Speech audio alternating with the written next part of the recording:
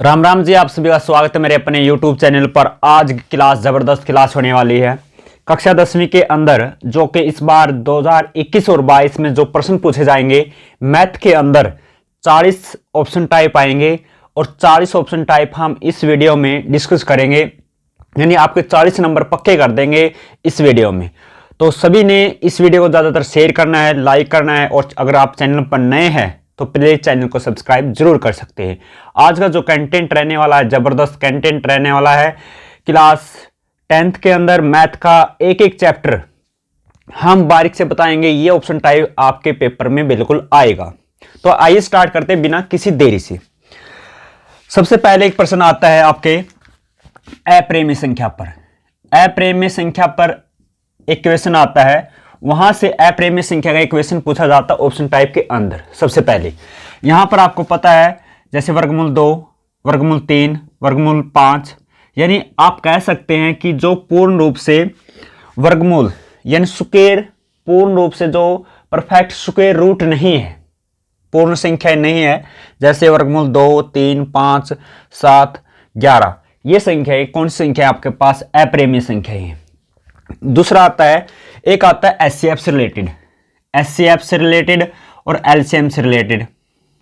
यहां से क्वेश्चन आता है कि एचसीएफ और एलसीएम में क्या संबंध है? एचसीएफ और एलसीएम में क्या संबंध है, क्या रिलेशन है? तो क्या रिलेशन है, सबसे पहले हम इसको पता होना चाहिए कि एचसीएफ क्या होता है।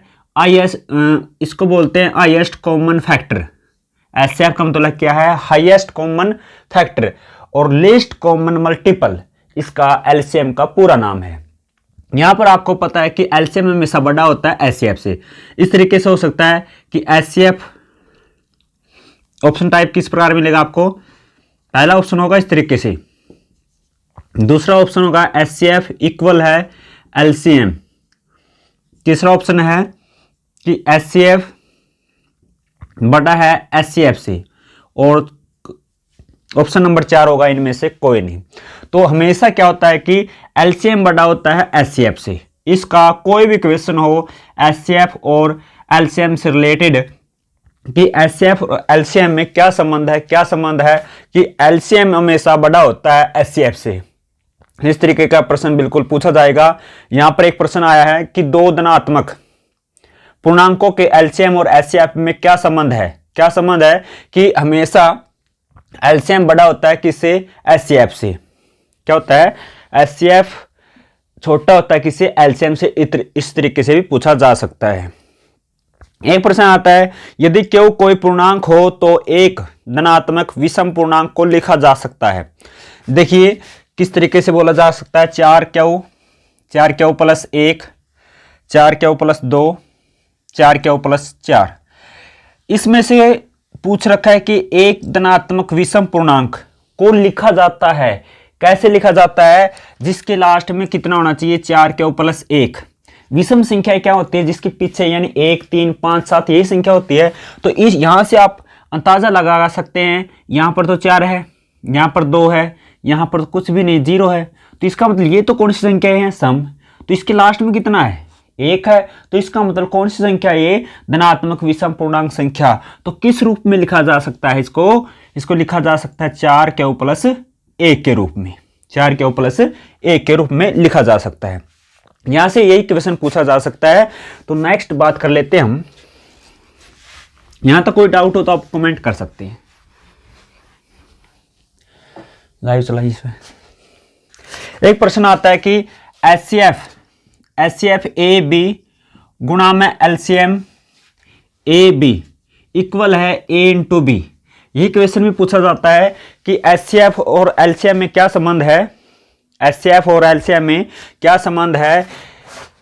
एचसीएफ ए बी गुणा में एलसीएम ए बी इक्वल है ए इंटू बी, यानी पहली संख्या गुणा में दूसरी संख्या, पहली संख्या गुणा में दूसरी संख्या। किसके इक्वल होता है? कि एचसीएफ गुणा में एलसीएम इक्वल है पहली संख्या गुणा में दूसरी संख्या बराबर होता है। इस तरीके से क्वेश्चन पूछा जाता है। अगर आपके पास मान लेते हैं क्वेश्चन आपके पास कि 96 और 404 का एचसीएफ आपके पास 4 है, तो एलसीएम निकालना अपने 96 और 404 का। 96 और 404 का आपने एलसीएम निकालना है। तो क्या करेंगे, आपके पास दो संख्याएं हैं 96 और 404, 96 और 404 दो संख्याएं हैं। यहाँ पर आपने क्या लिखना, HCF 96 और 404 गुणा में LCM 96 और 404 इक्वल है पहली संख्या गुणा में दूसरी संख्या, तो 96 गुणा में 404 ऐसा लिख सकते हैं। यहां पर आप देख सकते हैं कि HCF हमारे पास गिवन है, कितना है, 4 दे रखा है, तो लिखेंगे 4 गुणा में LCM इक्वल है, LCM किसके इक्वल है, 96 गुणा में 404। तो यहां से 4 तो मल्टीपल में है, तो उस साइड क्या होगा, यहां पर डिवाइड में होगा, तो डिवाइड में है तो इसको कैंसिल करेंगे, तो आपके पास कितना होगा, 9696, तो 96 इसका क्या होगा, एलसीएम होगा। इस तरीके से आप निकाल सकते हैं। ठीक है, तो नेक्स्ट बात कर लेते हैं सबसे छोटी विषम संख्या। सबसे छोटी विषम संख्या क्या होती है, एक होती है। तो सबसे छोटी अभाज्य संख्या क्या होती है, वो आपके पास, आपको सभी को पता है, 2 होती है। सबसे छोटी विषम अभाज्य संख्या क्या है, तो सबसे छोटी विषम अभाज्य संख्या आपको पता है सभी को, 3 होती है। ठीक है, इससे रिलेटेड आएंगे। एक होता है चैप्टर नंबर फर्स्ट से यही पूछा जाएगा, नॉर्मल पूछा जाएगा, एचसीएफ से और एलसीएम से रिलेटेड पूछा जाएगा, या पूछा जा सकता है प्रेम्य संख्या अप्रेम्य संख्या के बारे में, और कुछ नहीं पूछा जाता उससे।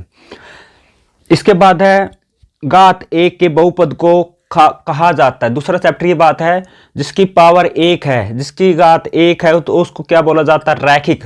जिसकी पावर 1 है, x की पावर 1 है, तो उसको बोला जाता है रैखिक बहुपद, यानी लीनियर पॉलिनोमियल्स। ठीक है, इनमें से कौन सा बहुपद है, तो यहां से एक ऑप्शन प्रश्न है कि 1/x + 1, एक है √x + 2, और तीसरा आपके पास 1/x² + 2x + 7, और तीसरा है x की 3 + 1। ये 4 ऑप्शन आपके पास दिए गए हैं। तो 4 ऑप्शन दे रखे हैं, तो इनमें से कौन सा बहुपद है, कौन सा बहुपद है। बहुपद कभी भी पावर उसके बटे में नहीं होती, ना पावर स्क्वायर रूट में होती, ना 1/, होती। तो उसकी जो पावर है क्या है, पूर्णांक है। पूर्णांक है, तो इसका मतलब क्या है, ये बहुपद है। तो इस तरीके से प्रश्न पूछा जाता है कि इनमें से कौन सा बहुपद है। तो कौन सा बहुपद है, जिसकी घात, जिसकी पावर क्या होनी चाहिए, पूर्ण संख्या होनी चाहिए। जिसकी पावर क्या है, पूर्ण संख्या होनी चाहिए, वही हमारे पास क्या है, बहुपद है। रैखिक समीकरण, रैखिक बहुपद कौन सा है, रैखिक बहुपद कौन सा है, जिसकी पावर 1 हो, x की पावर 1 हो, डिग्री 1 हो, तो उसको क्या बोलते हैं, रैखिक बहुपद बोलते हैं। ठीक है, जिसकी पावर 2 है, जिसकी पावर 2 है, जिसकी घात 2 है, तो उसको क्या बोला जाता है, द्विघात बोला जाता है। कौन सा बोला जाता है, द्विघात। जिसकी पावर 3 है, जिसकी पावर 3 है, उसको बोला जाता है क्या, त्रिघात। कौन सा बोला जाता है, त्रिघात बोला जाता है। एक दूसरा चैप्टर के अंदर एक क्वेश्चन है, वहां से आप एक दो बार पूछा भी गया है पेपर के अंदर। यहां तक पूछा जाता है कि x² - 11 के शून्यांक। यह क्वेश्चन इस तरीके से पूछा जाता है कि t² - 15 या u² - 15, इस टाइप के कोई क्वेश्चन आ जाता है, कोई भी क्वेश्चन आ जाता है, तो इसका यहां से ऑप्शन देगा आपके पास √11 माइनस के √11, और दूसरा ऑप्शन देगा आपके पास √11 और 11, और तीसरा देगा आपके पास 11 माइनस के 11, और एक देगा 11 और 11। इस तरीके से 4 ऑप्शन देगा सेम।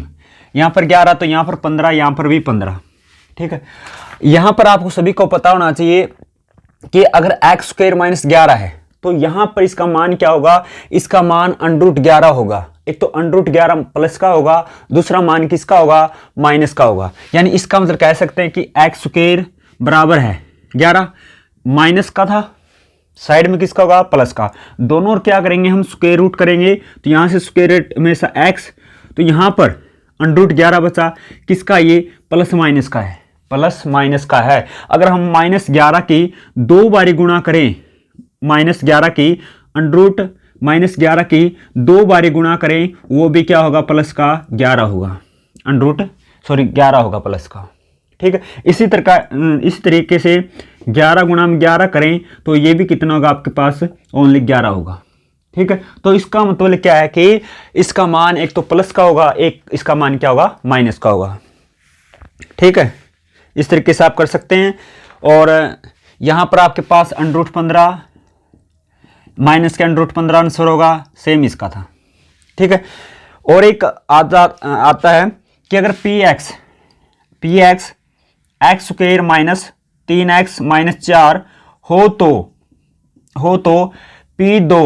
P2 का मतलब क्या है, P2 का मतलब ये है अगर यहां पर x है या कुछ भी टर्म है उसके स्थान पे आपने 2 रखना है, यहां पर 2 रखना है x के स्थान पे, और 3 x के स्थान पे 2 माइनस 4, 2 का स्क्वायर कितना होता है 4, 3 दूनी 6 और माइनस के 4, 4 से 4 तो x का मान कितना बचा, माइनस के 6।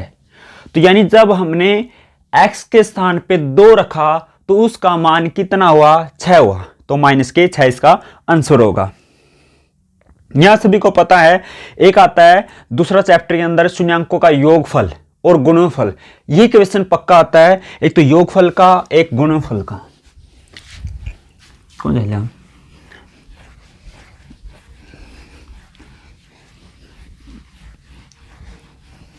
दी, एक तो किसका आता है शून्यांकों का गुणनफल और आता है एक योगफल से रिलेटेड। जैसे x square minus 2x minus 8 के शून्यांकों का योगफल ज्ञात कीजिए, उसके लिए क्या करेंगे हम, उसके लिए क्या करेंगे, जल्दी से कमेंट कर सकते हैं आप।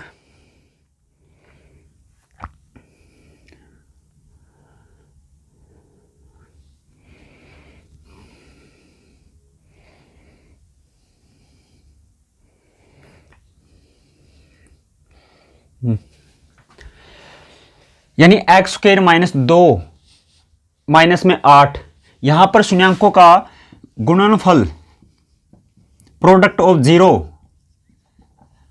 और यहां पर योगफल किसके इक्वल होता है, योगफल और गुणनफल किसके इक्वल होता है, यानी शून्यांकों का गुणनफल किसके बराबर होता है, c बटा a, और योगफल क्या होता है, योगफल होता है माइनस b बटा a। यहां पर होगा आपके पास c बटा a और ये होगा आपके पास माइनस के b बटा a। ये बात भी आपने याद रखनी जरूरी है। अगर आपके पास कोई भी इक्वेशन हो ax square plus bx plus c ये दे रखा हो तो यहां पर पूछता है कि शून्यांकों का गुणनफल किसके बराबर होगा, तो ये होगा आपके पास c बटा a और योगफल होगा माइनस b बटा में a। ये आपने याद रखना है, इस तरीके से आप कर सकते हो, ठीक है। यहां पर पूछा गया कि योग गुणनफल कितना होगा, गुणनफल क्या होगा, ये तो आपके पास माइनस का 8 है तो माइनस 8, a का मान कितना इसके आगे 1 है तो इसका मतलब क्या होगा, इसका जो आंसर होगा कितना होगा 8 होगा, तो गुणनफल कितना इसका 8। तो इसी प्रकार योगफल क्या होगा माइनस b पहले ही माइनस का है तो माइनस का 2 और a का मान तो 1 है तो इसके नीचे 1, माइनस माइनस क्या होगा प्लस, तो 2 बटा 1, तो इसका आंसर कितना होगा 2 बटा 1, इसका क्या होगा योगफल होगा, राइट। इस तरीके से आप कर सकते हैं। एक क्वेश्चन आएगा पक्का योगफल से रिलेटेड और गुणनफल से रिलेटेड, एक क्वेश्चन बिल्कुल पक्का आएगा। अभी बताया था मैंने एक्स स्क्वायर माइनस 5 या एक्स स्क्वायर माइनस 15 का शून्यांक कितना होगा, इस तरीके से प्रश्न आ सकते हैं। तीसरा चैप्टर की बात कर लेते हैं। तीसरा चैप्टर, यदि दो चर वाले रैखिक समीकरण के ग्राफ में L और M रेखाएं एक दूसरे को प्रतिच्छेद करती है तो क्या होगा। यानी हमारे पास तीसरा चैप्टर की बात है, एक रेखा L है एक रेखा M है, तो इसका मतलब क्या हुआ कि पहला ऑप्शन है समीकरण युग्म के अनेक हल होंगे, दूसरा है समीकरण युग्म का अद्वितीय हल होगा, समीकरण युग्म का कोई हल नहीं होगा, समीकरण युग्म के 2 हल होंगे, तो 2 हल होंगे, तो इसका मतलब क्या है कि इसमें अद्वितीय हल होंगे। तो जब भी लाइन एक दूसरे को इंटरसेक्ट करती है या प्रतिच्छेद करती है तो इसका मतलब क्या होगा कि वो लाइनें इसका मतलब क्या है कि उसका कौन सा हल होगा, अद्वितीय होगा, अद्वितीय हल। अगर ये दोनों लाइनें मान लेते हैं ये L और M दोनों समांतर है, ये दोनों लाइनें समांतर है, तो इसका मतलब क्या है कि कोई भी हल नहीं है, कोई भी हल नहीं है, क्योंकि ये दोनों लाइन तो कहीं पर भी नहीं मिलती, तो इसका मतलब क्या है, इसका भी कोई हल नहीं है। इस तरीके से प्रश्न आएगा भैया। इसके बाद नेक्स्ट तीसरा चैप्टर से तो यही आएगा कि आपके पास अद्वितीय लहर प्रतिच्छेद करती है, इसके कितने हल होंगे, तो इस तरीके से आएगा। एक प्रश्न आएगा, दो संख्याओं का अंतर 26 है, दो संख्याओं का अंतर 26 है, एक संख्या दूसरी संख्या ये 3 गुणी है, तो बड़ी संख्या क्या होगी। तो किस तरीके से करना भैया आपने देखिए, कह देने हैं कौन, अमीन खान, दो संख्या का अंतर 26 है, यानी एक संख्या x मान लेते हैं, दूसरी संख्या y मान लेते हैं, तो इन दोनों का अंतर x माइनस y किसके बराबर है, 26 की। ठीक है, पहली कंडीशन कंप्लीट। दूसरी कंडीशन कंप्लीट कैसे होगी, बोला है कि एक संख्या दूसरी की 3 गुणी है, पहली संख्या थी, दूसरी संख्या ये है, तो इसको 3 से गुणा की। ठीक है, अब x के स्थान पे 3 रखेंगे, तो 3 रखेंगे तो यहाँ कितना होगा, 3y माइनस में y बराबर 26, तो 2y बराबर कितना बचा, 26, तो y का मान कितना हुआ, 13। एक संख्या तो आपकी 13 हुई, तो दूसरी संख्या कितनी होगी, 39, तो 39 होगी। तो इसका मतलब बड़ी संख्या कौन सी है, तो बड़ी संख्या कौन सी है, 39 है, तो आंसर कितना होगा, 39 होगा। एक और आता पेपर के अंदर कि x प्लस y का मान 14 है, तो x माइनस वाई का मान कितना होगा, तो इस तरीके से ऑप्शन आ जाते हैं। पहला ऑप्शन आपके पास 6 9, एक है 8 5, तीसरा 9 6, ये 4 ऑप्शन होंगे आपके पास, एक दे दें इनमें से कोई नहीं। यहां पर आपने क्या करना है, देखिए कि यहां से आप सोल्व करेंगे, आसान सा है। यहां पर आप विलोपन विधि का प्रयोग कर सकते हैं। यहां पर विलोपन विधि के अंदर क्या है, इनको दोनों को प्लस भी कर सकते हैं, दोनों को माइनस भी कर सकते हैं। माइनस प्लस माइनस, ये तो cancel, x x y y कितना 2y, तो 14 में से 4 गया 10, तो y का मान कितना हुआ 5, तो y का मान कितना है 5 है, तो इसका मान दूसरा कितना होगा 8 होगा। x का मान जब 5 आया तो हम इनमें से तो और 5 है ही नहीं, तो इसका मतलब कौन सा उत्तर होगा, इसका b होगा। राइट, इस तरीके से आप कर सकते हैं।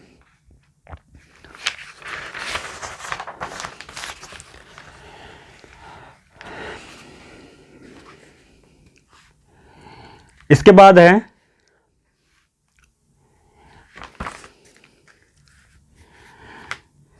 द्विघात समीकरण। एक द्विघात समीकरण है जिसके अंदर उसका विविधकर होगा। विविधकर ज्ञात करना आपने कितना होगा, ठीक है, विविधकर कैसे निकालते हैं आप सभी को पता है, d इक्वल है बी स्क्वेयर माइनस 4ac। ये आपने फार्मूला लगाना है, d किसके बराबर होता है, बी स्क्वेयर माइनस 4ac। आप d का मतलब है डिस्क्रीमेंट, विविधकर, इस तरीके से आप निकाल सकते हैं। एक प्रश्न आता है के किस मान के लिए, किस मान के लिए वे द्वितीय समीकरण, द्विघात समीकरण के x square plus 4x plus 1 बराबर 0 के दो मूल बराबर होंगे, दो मूल बराबर होंगे। तो इसका मतलब क्या है कि बी स्क्वायर माइनस 4ac का मान किसके इक्वल है, 0 के इक्वल है, तभी उसके मूल बराबर होते हैं। अलग अलग कब होंगे, जब उसका मान 0 से बड़ा होगा तब बराबर होंगे। अगर छोटा है, 0 छोटा है, तो उसके भी कोई भी मान नहीं होगा, कोई भी मान नहीं होगा। और अगर दोनों बराबर है तो इसका मतलब 0 के क्या है, इक्वल है। तो यहां से ऑप्शन है, यहां पर इक्वेशन है कि के एक्स प्लस में 4x प्लस 1 बराबर 0। आप सभी को पता है a का मान, b का मान और c का मान। तो d क्या होता है, बी स्क्वायर माइनस 4ac। ठीक है, ये फार्मूला लगाना आपने। b किसके इक्वल है, b का मान 4 है, तो 4 का स्क्वायर 16, b का स्क्वायर 16 माइनस 4, a का मान k और c का मान 1 बराबर 0। तो 16 माइनस में 4k बराबर 0, तो 16 बराबर है 4k। k क्या मल्टीप्लाई में साइड क्या होगा, डिवाइड में। 16 को 4 से डिवाइड करेंगे कितना होगा, तो k का मान कितना होगा, 4 होगा। तो 4 इसका ऑप्शन है।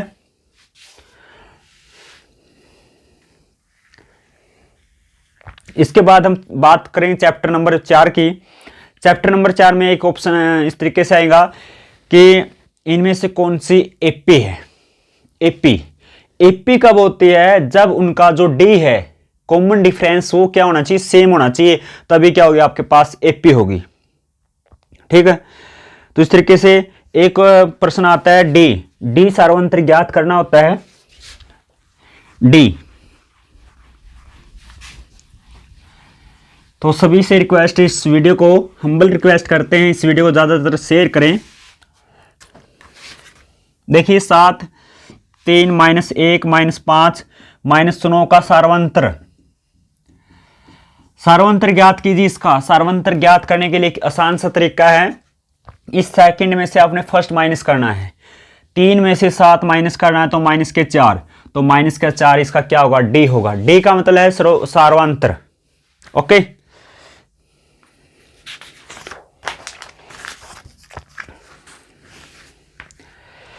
एक आतव एक समांतर श्रेणी संख्या की एक ऐसी सूची जिसमें प्रत्येक पद अपने पद में एक खालिस्तान संख्या जोड़ने पर प्राप्त होता है। कौन सा निश्चित संख्या होती है उसको बोलते हैं सार्वंत्र।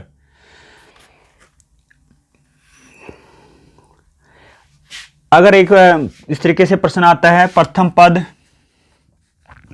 पद f सार्वंत्र d और पीवां पद ज्ञात कीजिए। तो इसको क्या ज्ञात करेंगे हम कि प्रथम पद f है तो f n-1 d का मान तो d है। इस तरीके से आप ज्ञात कर सकते हैं। फार्मूला क्या था an का? an का फार्मूला यह है कि a + n-1 d, ये होता है। a का मतलब क्या होता है? प्रथम पद। d क्या होता है? आपके पास सार्वंत्र होता है, n नंबर ऑफ टर्म। इस तरीके से आप ज्ञात कर सकते हैं। इसके बाद जबरदस्त क्वेश्चन बताएंगे, 100% आएगा पेपर में आपके, कि जब आपके पास कोई 4, 10, 16, 22 है तो उसका 12वां पद ज्ञात कीजिए। 100% आएगा, सेम क्वेश्चन आएगा, कोई गारंटी नहीं। जैसे 11वां पद ज्ञात कीजिए, 12वां पद ज्ञात कीजिए, इसका 10वां पद ज्ञात कीजिए। आसान सा है, बस आपने क्या लगाना है, यहां पर मान लेते हैं वो थे 4, 10, 16, 22 ये है, तो इसका 10वां पद ज्ञात कीजिए। इस तरीके से पूछेगा। तो a का मान तो 10 है, तो a तो 10 है, तो d 10 - 1 तो कितना होगा? 9। d का मान कितना है? 6। तो 9 × 54 और 4 कितने? 54 और 4 58, तो 58 होगा। 10वां पद कितना होगा? 58 होगा भाई। इस तरीके से आएगा, 100% आएगा भाई। चैप्टर नंबर 6 की बात कर लेते हैं। सबसे जबरदस्त क्वेश्चन, 2 समरूप त्रिभुज की संगत माध्यिकाओं का अनुपात 4:9 है, तो त्रिभुज के क्षेत्रफलों का अनुपात ज्ञात कीजिए। जब भी माध्यिकाओं का अनुपात गिवन है, 4:9, तो उनका त्रिभुज के क्षेत्रफलों का अनुपात क्या होगा? तो उसका होगा 16:81, यानी आपके पास कितना होगा? 16:81 होगा। ये होगा। किसी त्रिभुज की किसी भुजा के मध्य बिंदु से दूसरी भुजा के समांतर खींची गई तीसरी भुजा को खालिस्तान करती है। तीसरी भुजा को करती है, क्या करती है? त्रिभाजित करती है, समद्विभाजित करती है, या उसके समांतर होती है? क्या होती है? समद्विभाजित करती है। समद्विभाजित का मतलब उसको 2 समान भागों में विभाजित करती है। ओके, इसके बाद एक आसान सा प्रश्न आता है, सभी वृत्त होते हैं। सभी वृत्त यानी सभी सर्कल होते हैं। क्या होते हैं? सभी सर्कल सुरांगसम होते हैं, समरूप होते हैं, या ए और बी होते हैं। तो आप क्या करेंगे? ए और बी पे जाएंगे। बिल्कुल गलत है। क्यों गलत है? क्योंकि सभी वृत्त और जो सभी समबाहु त्रिभुज है, सभी क्या होती है? समरूप होती हैं। तो समरूप होती है, तो यहां पर ऑप्शन क्या आएगा? समरूप होती हैं। ठीक है, ले भाई। इसके बाद अगला प्रश्न आ ही गया, सभी खालिस्तान त्रिभुज समरूप होती हैं। सभी खालिस्तान त्रिभुज समरूप होती हैं, तो कौन सी होती है? समबाहु। कौन सी होती है? समबाहु। सम का मतलब है समान, बहु का मतलब क्या होता है? भुजाएं। जिसकी सभी भुजाएं क्या है? समान है, वो सभी त्रिभुज क्या होती है? समबाहु होती हैं। इसके बाद भुजाओं की संख्या समान वाले दो बहुभुज समरूप होते हैं तो यदि उनके संगत कोण खालिस्तान हो और उनकी संगत भुजाएं खालिस्तान हो, यानी संगत कोण क्या होते हैं, बराबर होते हैं, और जो उनकी संगत भुजाएं होती क्या होती है, समानुपाती होते हैं। समानुपाती क्या होते हैं, यानी एक दूसरे के ऊपर दूसरी, यानी मान लेते हैं यहां पर देखिए दो त्रिभुज है, इसका नाम A B C D E है, तो ये कोण तो इसके बराबर है, ठीक है। इसको लिखेंगे A B upon D E, यानी ए बी बटा में डी ई इक्वल है ए सी बटा में डी एफ और बी सी बटा में ई एफ, ये होगा भाई, इस तरीके से होगा, इस तरीके से हम लिख सकते हैं। चैप्टर नंबर 6 की बात चली हुई है, तो चैप्टर नंबर 6 से हम एक दो क्वेश्चन और देखेंगे। त्रिभुज की दो भुजाओं के मध्य बिंदु को मिलाने वाली रेखा होती है, तीसरी भुजा के समांतर होती है। समझ में आई कुछ बात, यानी किसी त्रिभुज की दो भुजाएं के मध्य बिंदु को मिलाने वाली रेखा तीसरी भुजा के हमेशा समांतर होती है, ये इसका आंसर है। वेरी वेरी, जो कि लगातार रिकॉर्ड है इस सवाल का, यदि दो समरूप त्रिभुज की भुजाओं का अनुपात 3:5 है या 3:5 है या 4:9 है तो उसके त्रिभुज के क्षेत्रफलों का अनुपात कितना होगा। लगभग 100% गारंटी है, इस सवाल की हम गारंटी लेते हैं, ये क्वेश्चन पक्का आएगा इस बार। तो क्या आएगा इसका, अगर त्रिभुज भुजाओं का अनुपात है तो क्षेत्रफल का पूछता है, तो आपने क्या करना है, अगर 3:5 है, 3 का स्क्वायर कितना होता है 9 होता है, 5 का कितना होता है 25 होता है, तो 9 और 25 इसका आंसर होगा। अगर ऑप्शन में ऐसा हो 25 9 है वो गलत है, तो कितना होगा 9 25 होगा, ठीक है। एक और प्रश्न आता है, दो समरूप त्रिभुजों के क्षेत्रफल का अनुपात, यानी अब क्षेत्रफलों का अनुपात गिवन है 64 और 121 और उनकी भुजाओं का अंतर कितना होगा, तो भुजाओं का अंतर कितना होगा भाई 64 121 है, तो यहां पर कितना होगा 8 और 11 होगा, कितना होगा 8 और 11 होगा। इस तरीके से आएगा प्रश्न, 100% आएगा, या तो 4-5 में पूछेगा या कितना पूछेगा 2-3 में पूछेगा। इसके बाद है, एक आदमी उत्तर की तरफ 7 मीटर जाता है, उत्तर की तरफ 7 मीटर जाता है और पूर्व की तरफ कितना जाता है 24 जाता है, तो प्रारंभ बिंदु से उसकी दूरी कितनी है, तो कितनी दूरी है, यानी वो क्या करता है, उत्तर में 7 चल रहा है, उत्तर में 7 गया हो और इस बिंदु तक कितना चल लिया 24, ठीक है, कितना चल लिया 24, तो क्या दूरी पूछा, प्रारंभ बिंदु से इसकी दूरी कितनी है, तो कितनी है, यानी 7 का स्क्वायर 24 का स्क्वायर कितना 576, 7 का 49 और 576 कितना 625 का स्क्वायर रूट कितना होगा 25 होगा, तो यहाँ पर ऑप्शन कितना होगा 25 होगा भाई। और कल की वीडियो में बात करेंगे हम, चैप्टर नंबर 7 पे आ चुके हैं, तो चैप्टर नंबर 6 तक अगर कोई भी डाउट हो, कोई भी क्वेश्चन हो, आप हमसे पूछ सकते हैं, कमेंट कर सकते हैं या स्क्रीनशॉट जो भी है आप भेज सकते हैं, हमारे सभी नंबर है एक्टिवेट, ठीक है। तो आज की वीडियो में 6 चैप्टर के हमने जो भी क्वेश्चन आएंगे पेपर के अंदर हमने सभी क्वेश्चन करा दिए हैं। तो अगर आपको वीडियो अच्छे लगे तो प्लीज़ लाइक शेयर और चैनल को सब्सक्राइब जरूर कर लीजिए ताकि आने वाली वीडियो की नोटिफिकेशन आपको मिल सके। Thank you, take care, good night.